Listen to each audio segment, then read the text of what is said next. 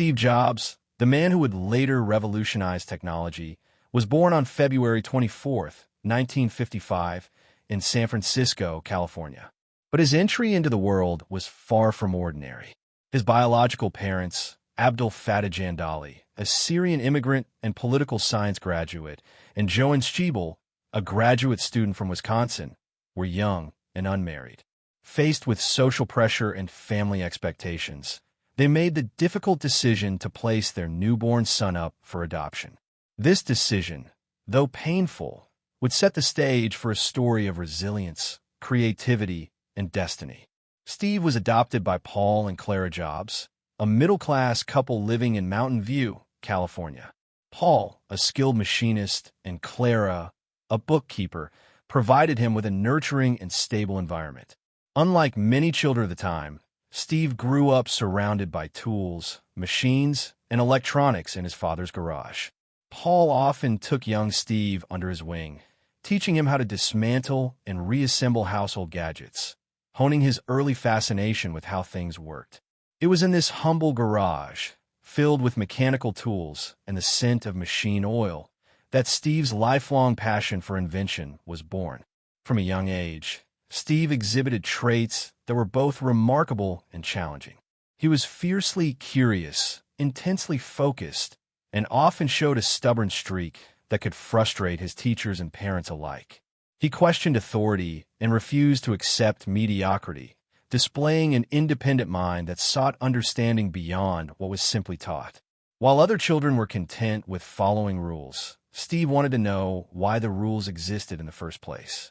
This combination of curiosity and defiance would later fuel his relentless drive to challenge the status quo in the tech industry. Steve's childhood was also shaped by the cultural and technological landscape of California in the 1950s and 1960s. The region was beginning to emerge as a hub of innovation, with the early seeds of Silicon Valley being planted. The environment around him was rich with technological experimentation, hobbyist electronics, and a pioneering spirit. Growing up in this era allowed Steve to absorb a culture that valued innovation, risk-taking, and bold thinking. Despite his natural intelligence, Steve was not an outstanding student in the traditional sense. He was often seen as eccentric or unconventional. His teachers recognized his brilliance, but were sometimes frustrated by his refusal to conform. At home, however, his adoptive parents encouraged his curiosity and provided him with books, electronics, and opportunities to explore his interests. Paul Jobs, in particular, played a crucial role in fostering Steve's hands-on approach to learning. He believed in teaching by example, letting Steve experiment and fail, and guiding him only when necessary. This philosophy of learning through experience would deeply influence Steve's approach to problem-solving and innovation later in life. Another key figure in Steve's early life was his sister, Patricia Jobs, who shared many formative experiences with him.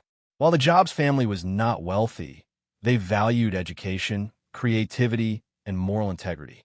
This environment allowed Steve to explore his ideas freely, experiment boldly, and develop the confidence to pursue unconventional paths.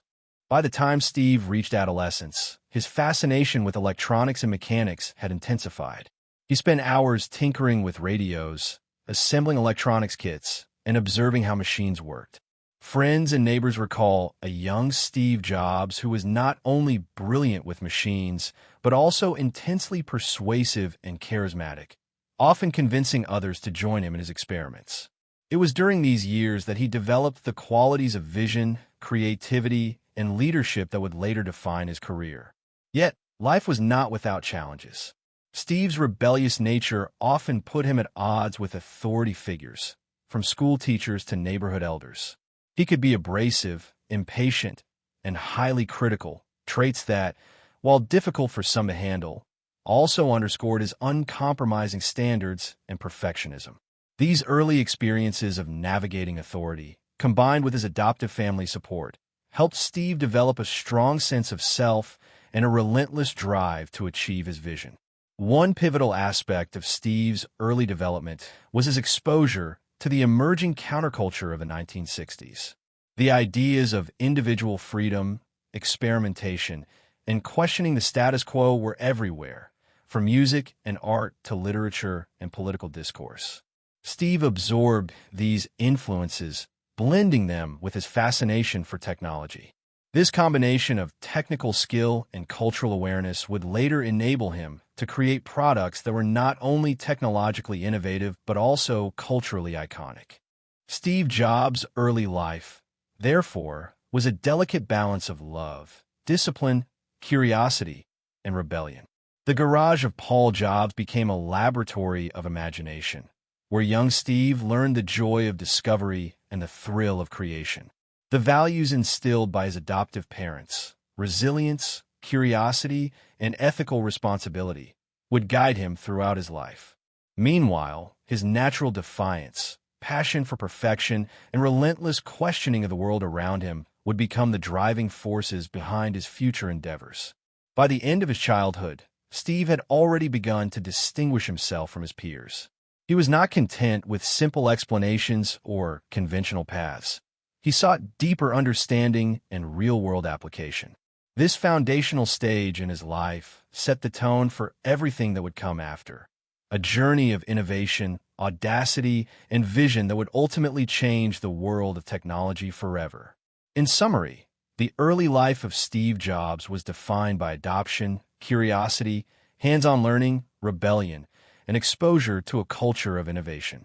These formative years were the bedrock upon which he built the creativity, determination, and visionary thinking that would later make him one of the most influential figures in modern history. From the garage in Mountain View to the boardrooms of Silicon Valley, the lessons of Steve's early life would echo throughout his remarkable career. Steve Jobs' teenage years were a period of intense exploration, rebellion, and discovery, a bridge between the imaginative curiosity of childhood and the visionary genius he would become. By this stage, the foundations laid in his early life, hands-on learning in his father's garage, the encouragement from his adoptive parents, and his innate intellectual curiosity began to manifest in profound ways. As a young boy, Steve had always displayed a fascination with how things worked. Radios, electronics, and gadgets were not just toys for him. They were objects of deep inquiry. He would spend hours dismantling devices, observing the intricate connections between circuits and components, and then trying to reassemble them. Unlike many children who followed instructions or simply played, Steve was compelled by the underlying logic of the world around him. High school years brought new challenges and opportunities. At Homestead High School in Cupertino, California, Steve's intellectual gifts were clear to teachers and peers, yet his personality often clashed with authority. He had a rebellious streak, questioning rules and challenging conventional thinking. He was known for being intensely focused on subjects that interested him, while often ignoring those that he found mundane or irrelevant. That it was during these formative teenage years that Steve met Steve Wozniak, a fellow electronics enthusiast and eventual lifelong collaborator. Wozniak, or Woz as he was affectionately called, was a quiet genius with an extraordinary talent for engineering. The two Steves shared a unique chemistry. Jobs brought vision, charisma, and relentless drive, while Wozniak brought technical mastery and creative problem-solving. Their friendship became the foundation for what would eventually become Apple Computer. One of their first collaborations was the creation of the Blue Box, an ingenious device that allowed users to make free long-distance phone calls by manipulating telephone signals. Though technically illegal, the Blue Box was a thrilling adventure in innovation for the two teenagers.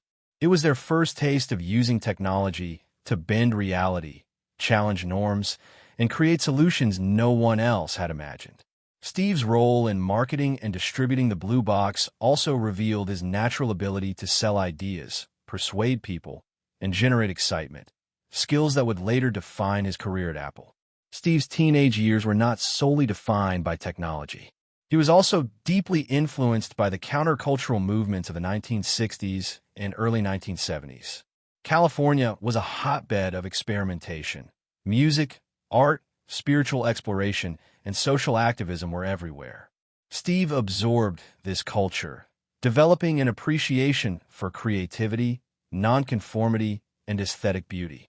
These influences would later shape the elegance and simplicity of Apple products, as he sought to blend technology with art and culture. Despite his growing technical skills and intellectual curiosity, Steve often struggled with conventional schooling. He could be impatient, critical, and outspoken, traits that sometimes alienated his classmates and teachers. Yet these same qualities also set him apart, fostering a unique perspective on problem-solving and innovation. While others were content to follow textbooks, Steve sought to understand why things worked the way they did and how they could be improved. During these years, Steve also began experimenting with alternative forms of education and self-directed learning. He read voraciously, devouring books on electronics, computing, philosophy, and spirituality. He was drawn to the teachings of Buddhism and Eastern philosophy, intrigued by concepts of simplicity, mindfulness, and introspection. This intellectual curiosity was matched by a practical, hands-on approach as he spent countless hours building circuits, assembling gadgets, and learning by doing rather than memorizing. Family and home life continue to play a crucial role. Paul and Clara Jobs encouraged Steve's explorations while providing guidance and boundaries. Paul's philosophy of teaching through demonstration rather than direct instruction deeply influenced Steve's problem-solving approach. He learned that failure was a natural part of learning, that perseverance mattered more than perfection, and that creativity often emerged through trial and error. These lessons would remain central to his leadership style decades later. Steve's teenage years were also marked by an early awareness of social dynamics and persuasion. He was charismatic and persuasive, often inspiring peers to join his projects or adopt his ideas. Whether convincing Wozniak to collaborate on a project or promoting the blue box to other teenagers, Steve demonstrated a natural ability to communicate vision and generate enthusiasm, a skill that would become critical when pitching Apple products to investors, employees, and the public. By the end of his high school years, Steve had already begun to cultivate qualities that defined his adult life: visionary thinking, bold experimentation, a perfectionist streak, and an ability to inspire others. He had also experienced the challenges of being misunderstood, rebelling against authority, and navigating a world that often failed to understand his unconventional approach. These experiences forged resilience and sharpened his determination to pursue his ideas relentlessly. In many ways, these teenage years served as a training ground for leadership and innovation. Steve learned to combine imagination with technical knowledge, creativity with discipline, and boldness with strategic thinking. He also began to understand the power of design, aesthetics, and human-centered technology, principles that would later underpin the creation of the Macintosh, iPod, iPhone, and other revolutionary products. Ultimately, Steve Jobs' adolescence was a period of self-discovery, experimentation, and the development of a distinctive worldview. It was during this time that he cultivated the mindset of a visionary, someone unafraid to challenge norms, experiment with new ideas, and pursue perfection relentlessly.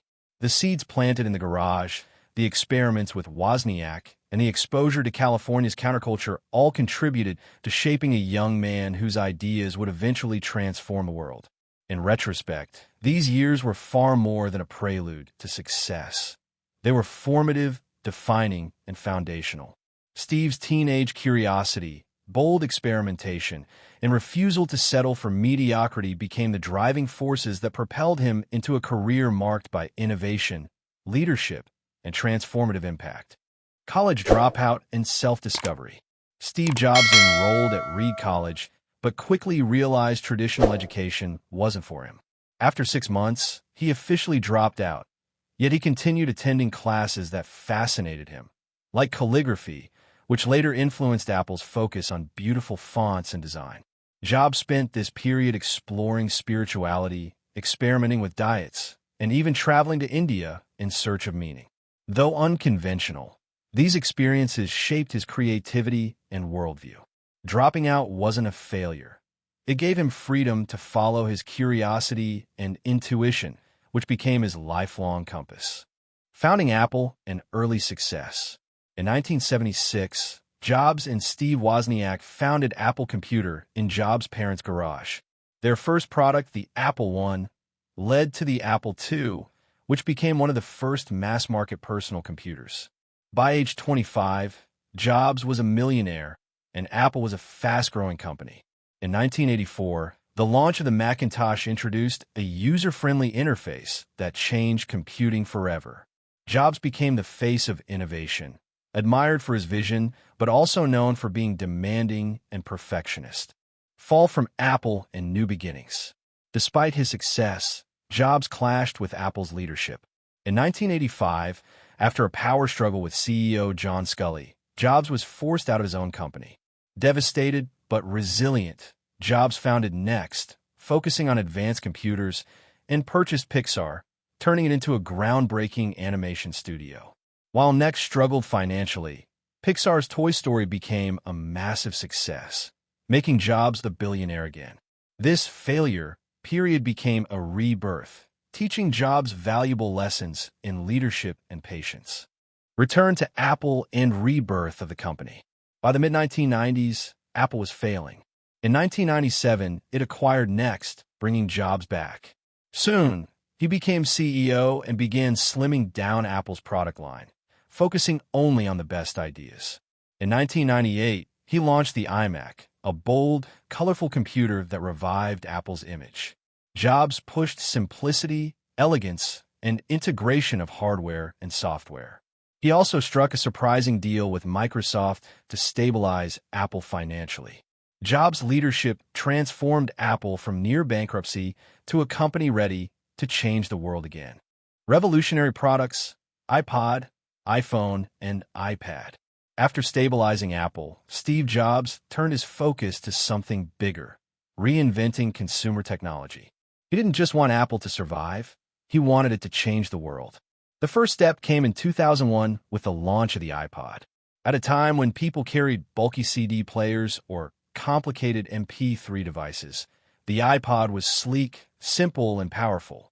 Jobs summed it up in one line: 1,000 songs in your pocket. The iPod became a cultural phenomenon, turning Apple into not just a computer company, but a lifestyle brand. Along with iTunes, it transformed how people bought and listened to music. But Jobs wasn't satisfied.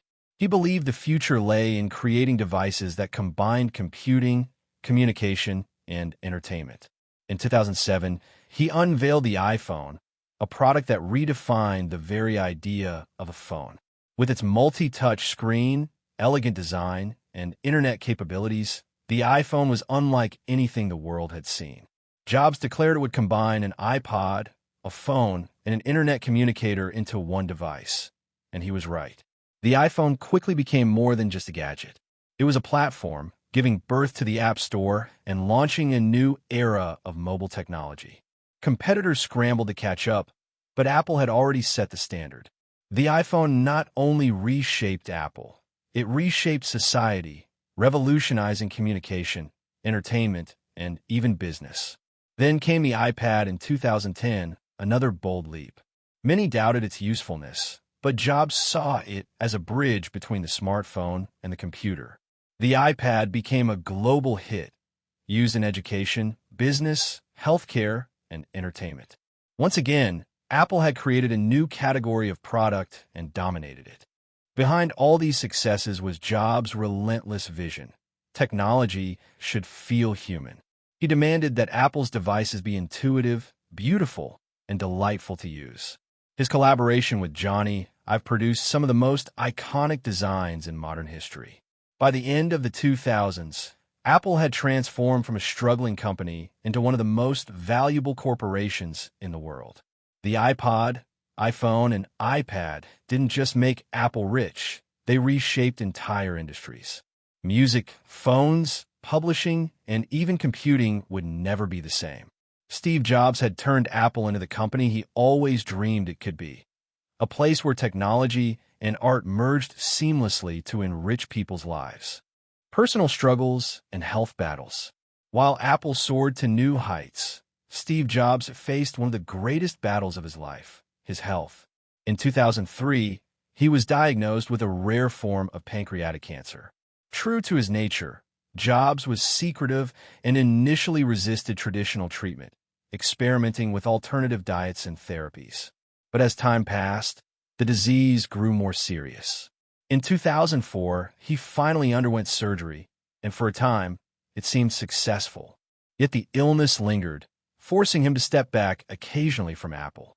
Each absence sparked speculation about his future and Apple's stability.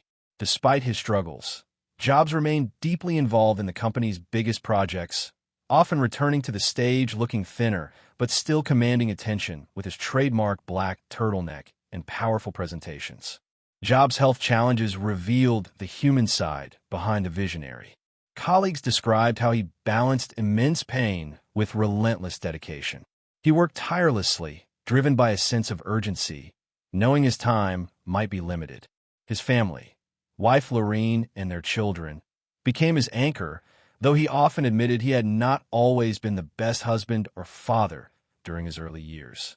By 2009, Jobs required a liver transplant, and his condition continued to decline. Each keynote appearance was scrutinized by the world, but Jobs pushed through, introducing products like the iPhone 4 and iPad, determined to leave Apple stronger than ever. His illness was a stark reminder that even a man who seemed larger than life was not invincible. Yet, through his personal struggles, Jobs showed extraordinary courage, focusing not on weakness, but on the legacy he was building, both as a leader of Apple and as a man trying to make peace with his journey. Final years and legacy. By the late 2000s, Steve Jobs' health was visibly declining, but his influence at Apple was greater than ever. Every product launch felt like a global event. Even as he grew frailier, Jobs' charisma and vision lit up the stage whenever he appeared. His black turtleneck, jeans, and simple delivery had become symbols of innovation. In 2011, knowing his time was limited, Jobs resigned as CEO of Apple, handing leadership to Tim Cook. This decision marked the end of an era. Though he stepped back, Jobs remained closely involved, ensuring Apple's culture of excellence and creativity would continue. He wanted Apple not just to survive without him, but to thrive. On October 5, 2011, Steve Jobs passed away at the age of 56. The world reacted with an outpouring of grief and admiration. Millions left tributes at Apple stores worldwide, leaving notes, flowers, and candles. Leaders from all industries praised his ability to merge art and technology, changing how people communicate, work, and dream. Jobs' legacy lives on in the products he created and the mindset he instilled. Think different. He believed technology should empower people, not complicate their lives. The iMac, iPod, iPhone, and iPad were not just devices. They were cultural revolutions. Beyond products, his story is about resilience. From being fired at Apple, to building Next and Pixar, to returning and transforming Apple into the world's most valuable company, Jobs' journey proved that failure can be the foundation of greatness. Today, his influence is everywhere, in sleek product designs, in how smartphones define modern life, and in how creativity drives technology forward. Steve Jobs' final years may have been shadowed by illness, but his legacy shines brighter than ever. He once said, "We're here to put a dent in the universe." And indeed, he did.